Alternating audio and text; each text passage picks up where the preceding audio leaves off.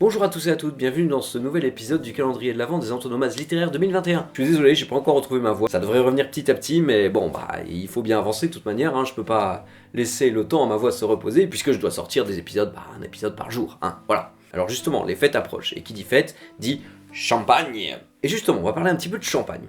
Et même plutôt, plus généralement d'ailleurs, de bouteilles de champagne. Et oui, car comme vous le savez, les tailles de bouteilles, elles ont des noms particuliers. Jéroboam, Réhoboam, Mathusalem, Salmanazar, Balthazar, Nabucodonosor, Salomon ou Melchior, souverain, Prima, Melchizedek, et enfin Adélaïde et Sublime. La plupart de ces noms viennent de la Bible, donc on va essayer de s'intéresser à ces mots. Alors, je ne vais pas vous raconter toutes les histoires en détail, puisqu'il y en a beaucoup, mais en tout cas, je vais vous dire en gros qui sont ces gens et qui sont ces personnages dans la Bible. Alors, le premier format, donc magnum, c'est du latin, ça veut dire grand, bon, il n'y a rien à dire, c'est 1,5 litre, ok.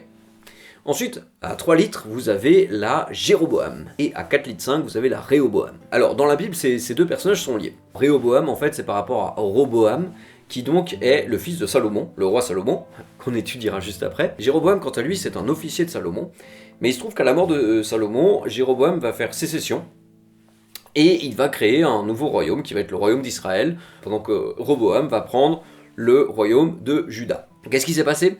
En fait, à la mort de Salomon, les gens ont demandé au fils de Salomon, donc Roboam, s'il comptait être aussi sévère que Salomon, et les faire travailler autant que Salomon, et là-dessus, le fils dit, bien sûr. Donc la plupart des tribus d'Israël, sachant qu'il y en a 12, il y a une dizaine de tribus d'Israël qui font sécession et qui se mettent derrière Jéroboam, qui donc formera le royaume d'Israël.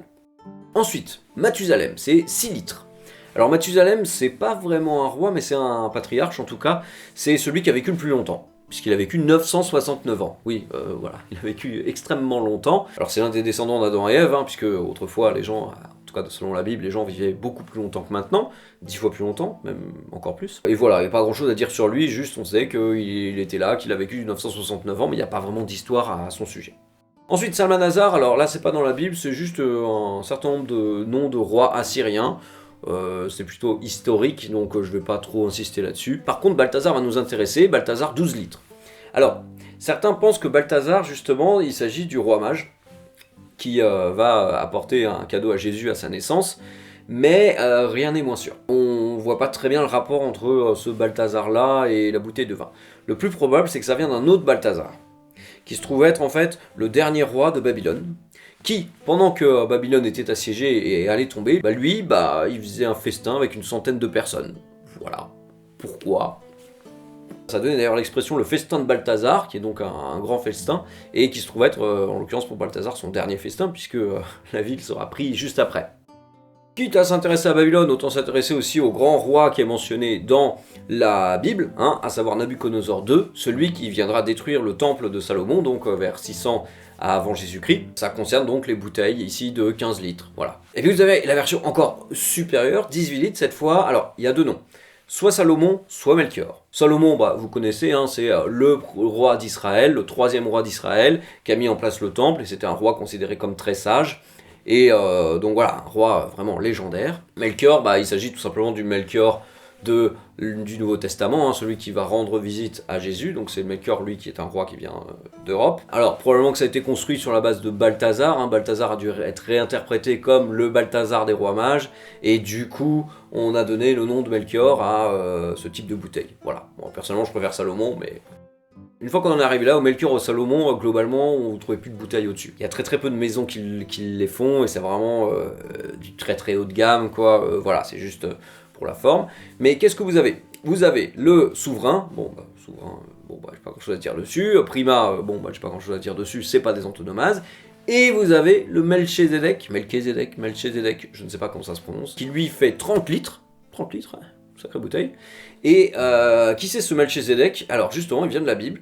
Il vient de la Genèse en l'occurrence, puisque c'est un roi, à la fois un roi et un grand prêtre, qui bénit Abraham à un moment donné. Donc Abraham qui n'est pas encore Abraham, qui s'appelle encore Abraham dans la Bible, et qui le bénit, et qui lui dit que ce qu'il fait en gros c'est bien.